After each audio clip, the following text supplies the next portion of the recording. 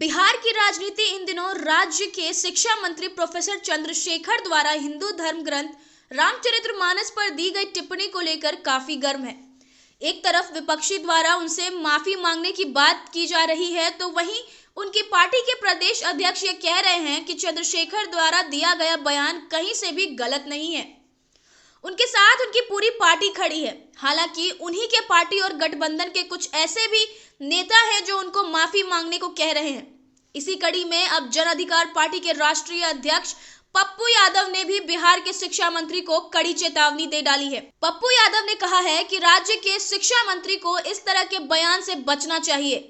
यह फालतू की चीजों में उलझने के बदले राज्य में जो बीएसएससी और बीपीएससी के पेपर लीक हो रहे हैं, उसको रोकने पर ध्यान केंद्रित करना चाहिए। राज्य के यूनिवर्सिटी में 3 साल के कोर्स में 5 साल लग जा रहा है, उस पर ध्यान देना चाहिए। उनको प्राइवेट स्कूलों की मनमानी पर ध्यान देना चाहिए। उन्होंने आगे कहा है कि ऐसा हो सकता है कि रामचरितमानस का कोई लाइन गलत हो, लेकिन पूरी रामचरितमानस पर और राम के कैरेक्टर पर सवाल उठाना पूरी तरह से गलत है। ऐसे लोगों को अपनी जबान पर कंट्रोल रखना चाहिए। राम तुलसीकृत जो रामायण लिखे गए किसी लाइन पर सवाल खड़ा हो सकता है, विचारों पर खड़ा हो सकता है, लेकिन राम के कैरेक्टर पर कभी सवाल नहीं खड़े हो सकते हैं।